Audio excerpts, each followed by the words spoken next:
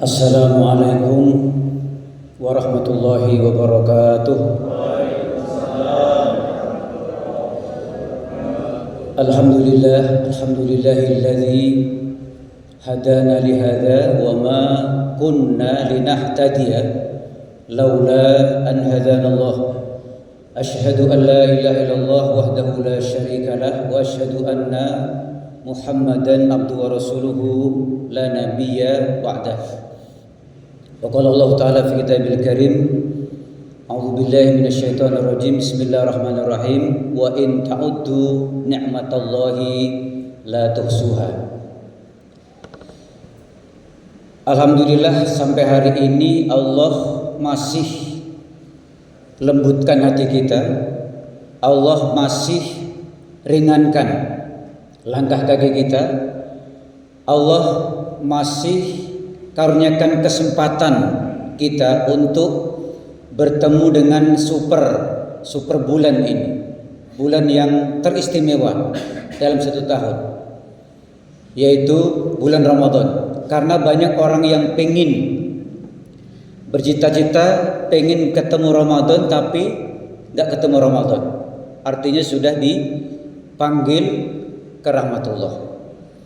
Ada juga orang yang sudah ketemu Ramadan tapi ya nggak ada perubahan, biasa-biasa saja, nggak ada minat untuk memperbaiki diri, untuk islah perbaikan dirinya, semakin baik di hadapan Allah, semakin bertakwa, tetap aja dia maksiat, tetap aja dia nggak puasa, tetap aja dia meninggalkan perintah-perintah Allah yang lainnya.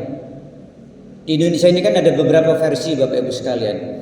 Kalau versi Muhammadiyah kan kemarin tanggal 18 sudah puasa kan. Versi Nahdlatul Ulama pemerintah tanggal 19. Ada lagi yang ketiga, ini versi Islam KTP ini. Udah nggak mau puasa, maunya lebaran aja ini. Ini versi Islam KTP ini. Udah nggak mau sholat, nggak mau puasa, tapi giliran pas lebaran nomor wahid dia, nomor 1. Iya. Bilangnya kosong-kosong nanti. Toplesnya mungkin bisa lebih mewah dari kita ya Bapak Ibu. Ya kan, kuehnya mungkin lebih mahal. Ya, bahkan nastarnya itu mungkin satu toples bisa 1,5 juta ya kan. Enggak tanggung-tanggung itu. Tapi Ramadannya enggak pernah dikerjakan. Makanya kita bersyukur betul kepada Allah Subhanahu wa taala. Kita diketemukan dengan Sayyidus Syuhur. Kita ditemukan dengan bulan yang diwajibkan puasa dalam satu tahun, satu bulan ini, yaitu pada saat ini. Bulan yang kita tidak bisa sholat tarawih kecuali pada saat ini. Bulan yang amalan sunnah itu setara dengan wajib itu pahalanya. Dan yang wajib dilipat gandakan menjadi 70 kali lipat, itu ya bulan ini. Bulan di mana ukhuwah Islamiyah sepertinya akan terasa lebih kita rasakan di bulan seperti ini. Kita nggak bisa menemukan suasana keagamaan yang begitu menyentuh kecuali di bulan ini. Termasuk bulan yang bisa insya Allah mengharmoniskan keluarga, yang keluarganya selama ini mungkin banyak berantem, tapi kalau di sini kayaknya nggak ada. Di sini insya Allah keluarganya harmonis semuanya, Bu. Amin ya rabbal alamin. Ya, karena apa? Kita dilatih untuk sering berjamaah, karena al jamaatu barokah. Semakin sering berjamaah itu berkah loh. Ya kan, keluarga di rumah sering bersama, saat buka bersama, ya kan, nanti sahurnya bersama, tarawihnya berjamaah. Itu setidaknya semakin sering kebersamaan itu dilakukan, maka semakin keharmonisan itu akan terjaga. Iya kan, itu kita tidak bisa menemukan itu. Makan bisa bersama-sama di rumah, buka bersama dengan anak dan istri kita, ya kan. Nanti tengah malam bangun, kita dibangunkan oleh Allah Subhanahu wa taala. Termasuk kita juga berangkat ke masjid ini berjamaah bersama-sama. Itu setidaknya insya Allah akan bisa menimbulkan sakinah dalam keluarga kita ini. Amin ya rabbal alamin. Ya, jadi sakiyu abdun kata Rasulullah itu, celaka hamba itu. Adraka Ramadan. Ini Ramadan atau dakhala Ramadan. Ramadan ini nyamperin kita, Bapak. Ramadan itu datang kepada kita. Suman salahu minhu, sampai Ramadan itu nanti berakhir gitu. Tapi apa kata Rasulullah? Falam yughfar lahu. Tapi enggak diampuni dosa-dosanya oleh Allah Subhanahu wa taala. Kenapa seperti ini? Nah, ini perlu kita koreksi bersama. Bisa jadi ada yang salah mungkin.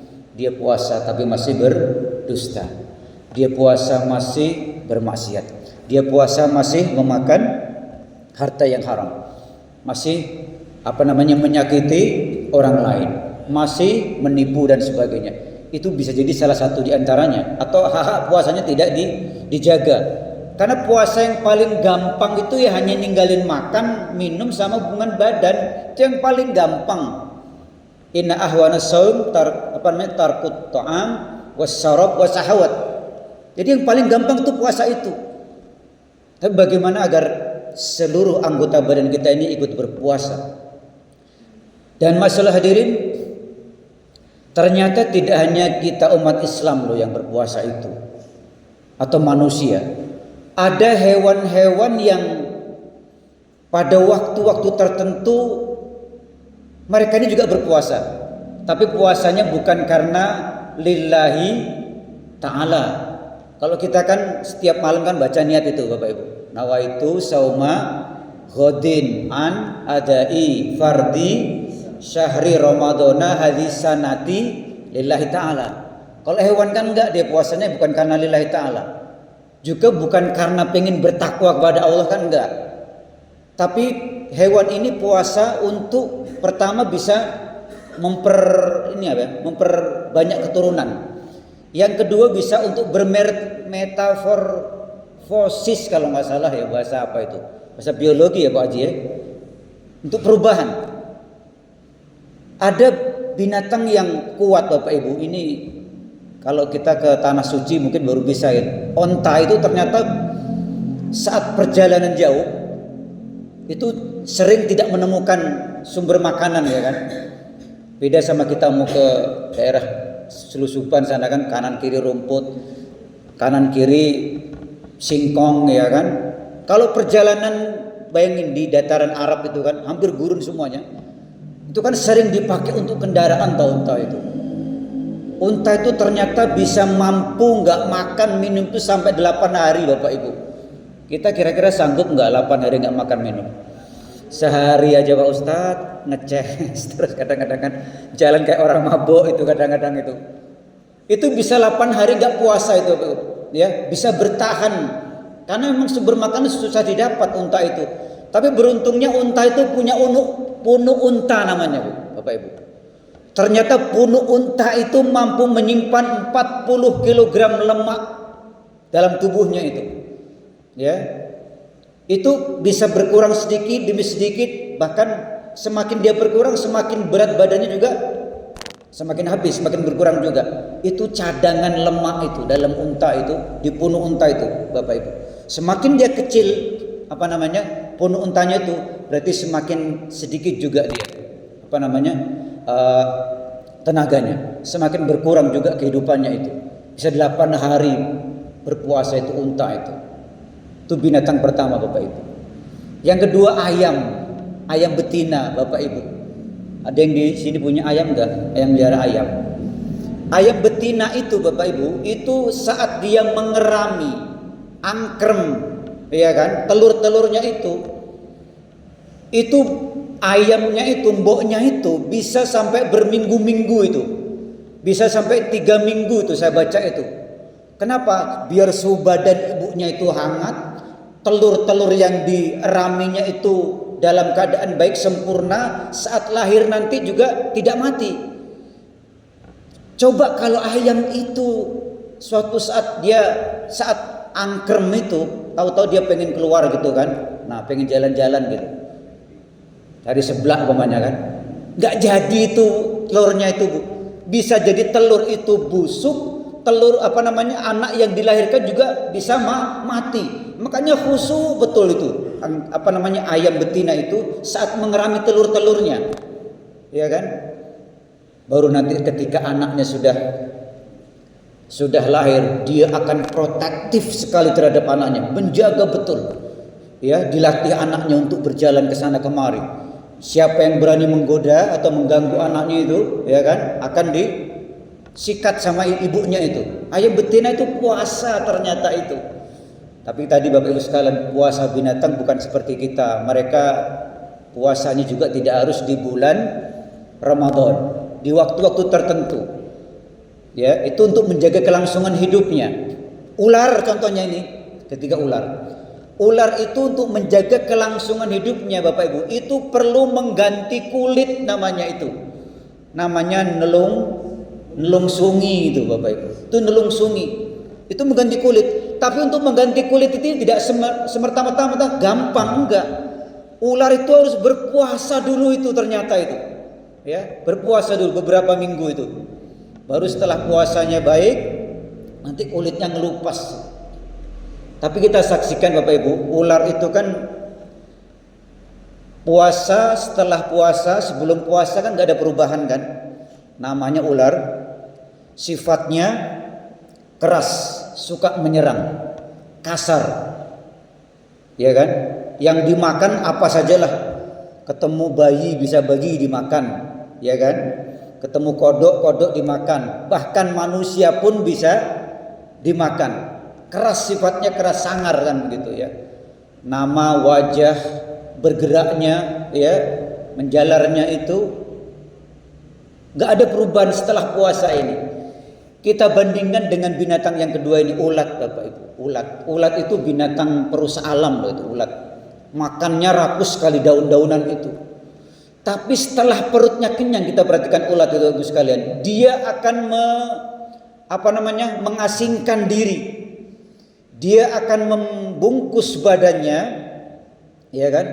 Membungkus badannya, dilaminating itu badannya. Namanya apa sih itu? Kokon kalau nggak salah, iya kan? Saat itu dia puasa.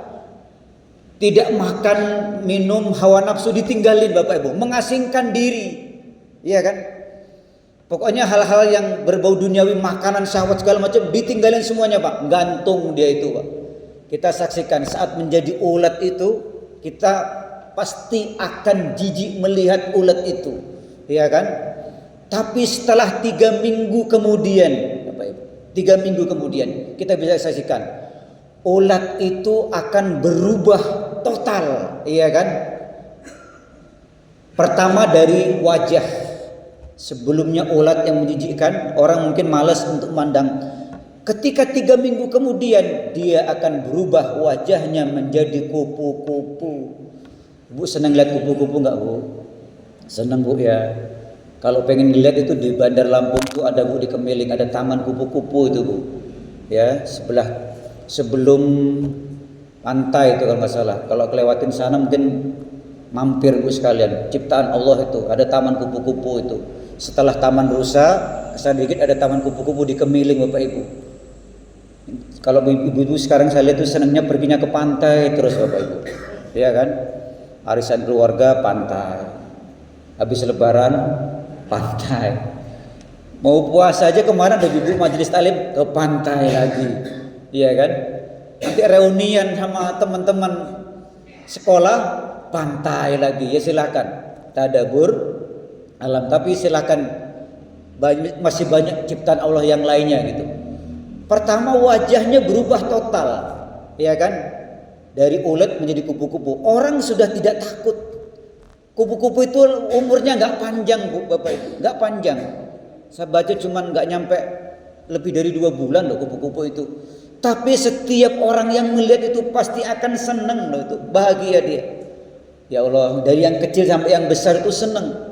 Dia tuh pertama wajah sudah berubah, ya, bentuknya juga sudah berubah, namanya juga berubah. Sebelumnya ulat menjadi kupu-kupu itu kan.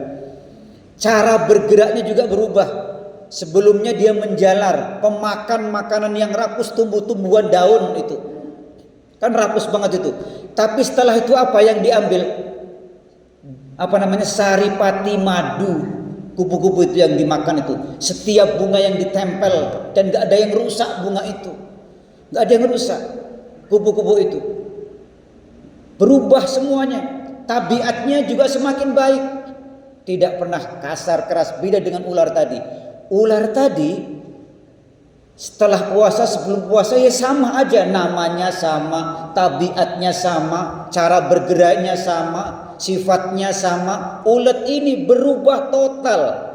Yang dimakan sebelumnya daun-daun perusak alam keras, setelah jadi kupu-kupu apa? Madu. Kemudian sebelumnya dia menjalar, setelah jadi kupu-kupu apa? Dia terbang, ya kan? Terbang dia. Nah, kemudian dia membantu penyerbukan tumbuhan lain itu. Penyerbukan bunga itu dari kupu-kupu juga. Kan ini bisa kita misalkan diri kita sekalian. Ini kita puasa sampai 30 hari. Ini kan syahrut tarbiyah, ya kan? Bulan tarbiyah. Ini jangan sampai ini kita puasa, setelah puasa kita masih berlaku kasar saja sama keluarga di rumah mungkin. Setelah puasa kita masih saja mau menipu orang lain.